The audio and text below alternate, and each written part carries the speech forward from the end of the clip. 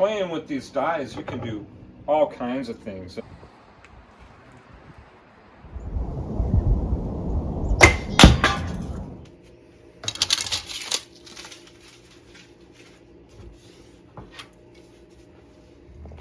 is getting incredibly, I mean, it's incredibly cold outside. I'm starting to get incredibly cold. Getting some, feels like really decent arrow flight out of this airflow. And I'm shooting a heavier set of arrows only because the knock points seem to get around the string a little better. But a good full draw, and it's shooting pretty accurately.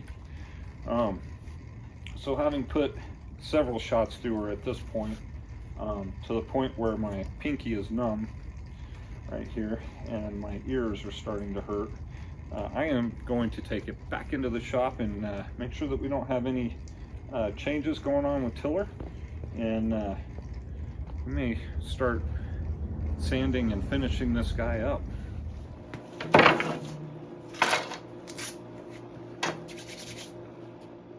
Some good accurate shots for being, you know, initial shots. So when I say accurate, I mean consistent. So that was encouraging to see. We'll get a dedicated string on this and do some more shooting just to make sure that we got all of the peak and tweak handled here.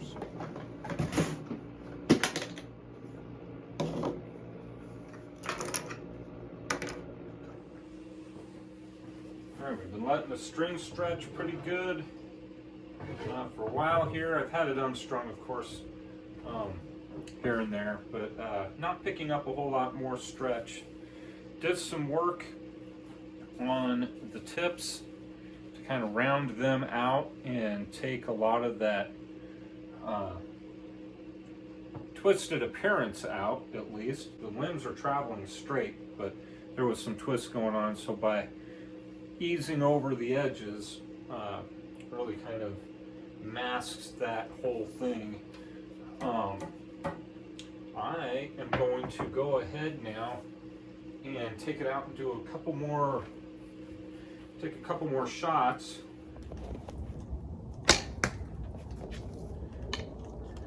Now that I'm shooting, I think I put this knock spot just a little bit high. That or it's moving on me.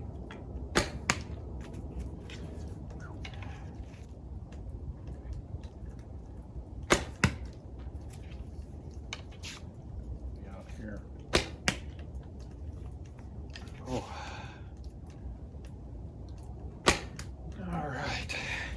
Let's go in and see if we've got any changes to this guy.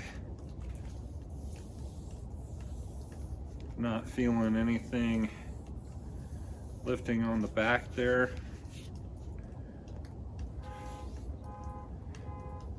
Nothing seems to be changing in terms of the tiller. So, yeah, we'll go take some measurements and make sure.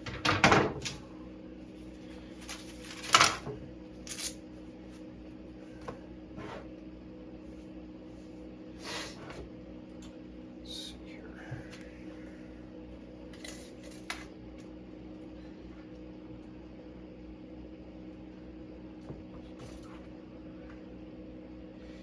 Yep. We're maintaining our positive tiller. Everything about the bend on the limbs is looking really good. Really good. Full disclosure on the construction of this bow. It has been allowed to relax since my last shooting, so it has been shot.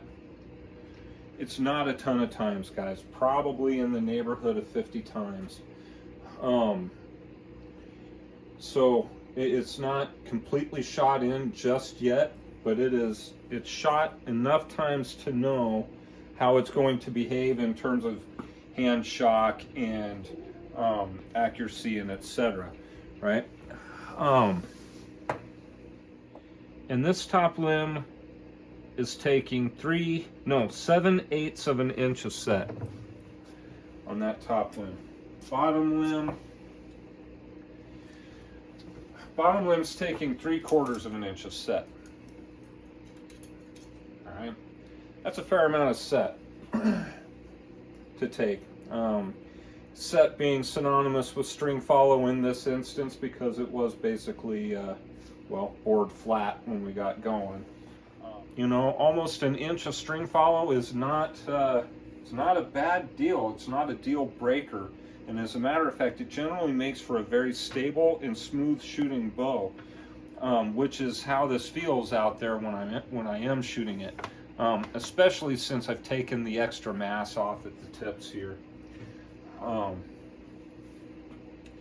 yeah, you can see how small those tips have gotten. Do it in comparison to like a tip of an arrow right there. So they're pretty narrow there. At this point, guys, it is time to sand this guy, sand it smooth. I'm going to just bring it to basically its finished state and then finish shooting it in. But if you really want to get a good smooth finish on your wooden bows, once you get to that high grit, I will wipe down the whole bow with a wet rag. And what this does is it lifts up little whiskers of grain across that whole thing. Once you let it dry and you come back to it, and really even just while it's wet, you start feeling it, all of a sudden it's like you didn't sand it at all. So we're going to let this dry completely and then come back and knock down those whiskers. We'll wet it down again, knock down the whiskers again, wet it down again until the whiskers stop coming out. I'm going to be doing water-based dyes on this one. So that's why it was really important to me that I was able to get all of those whiskers to lift up before I did my final sanding coat here. Weather's a lot better out today, or at least a little bit above freezing, and there's a little bit of wind, but mostly we're good. So I'm able to put some more arrows through this bow, try and get it shot in all the way.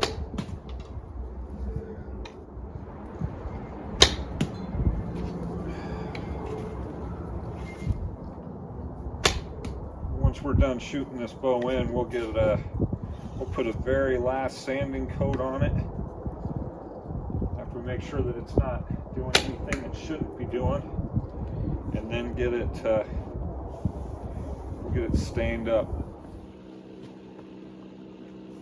Grit dye is how I'm going to go ahead and do the dye job on this bow. Did some sample pieces in advance of doing the bow, of course. And I really like the way the dark brown met with the yellow, and the intent is to be dark at the grip, dark at the tips, and then kind of that lighter color in through the working limb here. Leather dyes that I've used in the past are alcohol based, which means they dry very, very quickly. Grit dyes, on the other hand, are water based, which means I can get just a little bit longer working time than I do with an alcohol based dye. The one drawback to a water base is that it will lift grain on the wood. So I am hoping that I got most of the grain out of the way to make way for a water-based dye application. I've got my brown right here. I've got the yellow on this side. I have some water, just a rag with, well, a piece of cotton fabric and some water. And I'm going to be applying this dye just directly onto the bow. I'm going to start at the grip and then move on to the tips. start with here.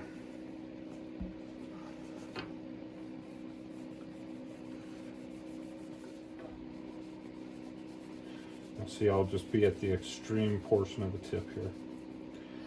I'm not going to push my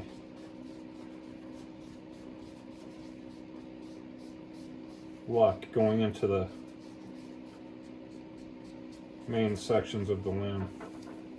The other thing is, when you add to this,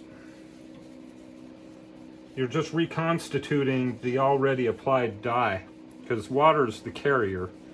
You know, and once you add some more water, it just starts carrying the dye again. So you gotta be careful, or I guess just understand that simply by layering on more does not necessarily mean you're going to be getting a darker depth of color, you know, necessarily.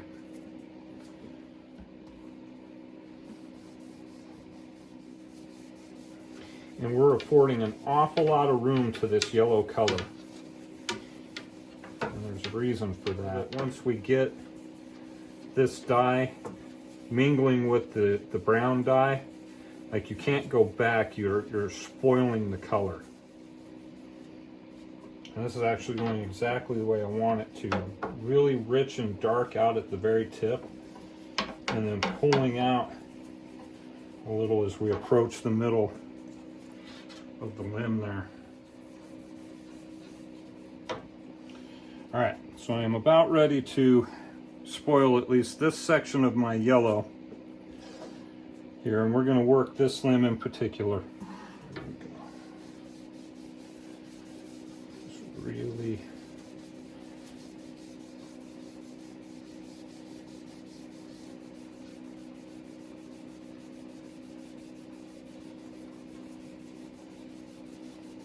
those colors just start pulling.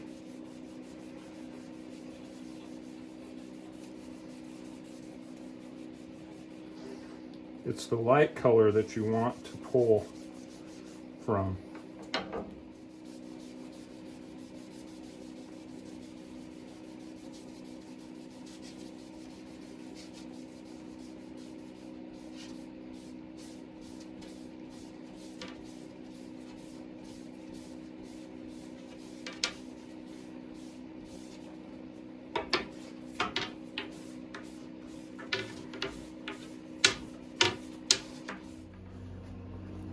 Alright guys, here's what I ended up with.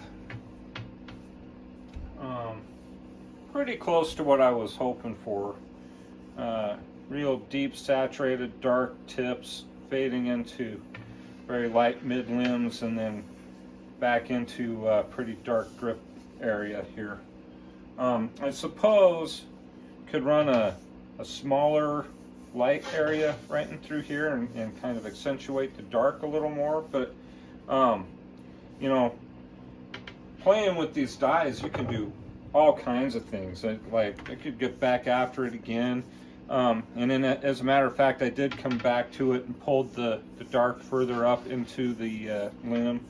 Same with the dark at the grip. But I am really pretty happy with it as it stands right now. So I think I'm going to go ahead and just put some shellac on there. And as a,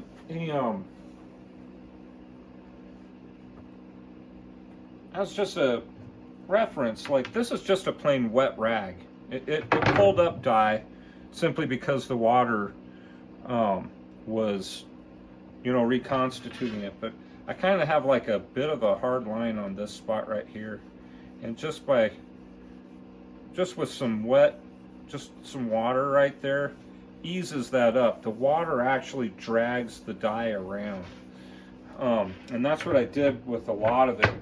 I got all of the dark in here pretty saturated, and then drug it out into the lighter part of the limb just with straight water, and then went back and put in the yellow dye and drug it back into the dark stuff this way.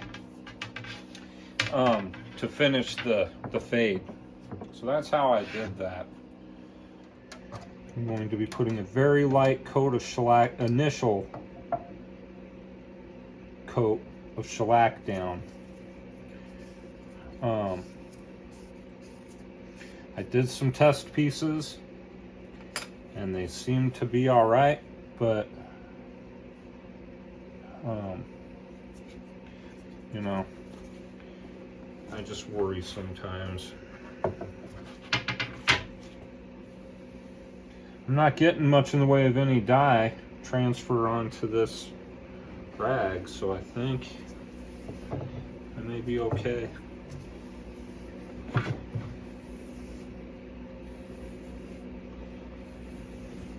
I know I'm going to get very sparse coverage in this instance, but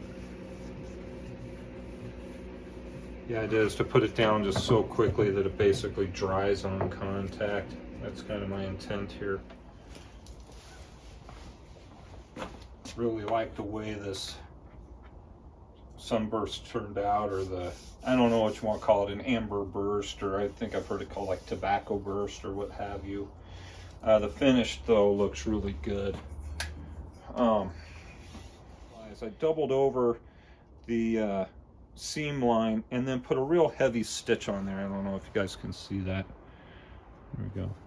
Just a real heavy stitch, so it gives a lot of girth to the finger side of the grip. But yeah, at this point, it's just the very final finishes. We'll probably put some shots through her here and then come back and put a paste wax finish on to round everything out.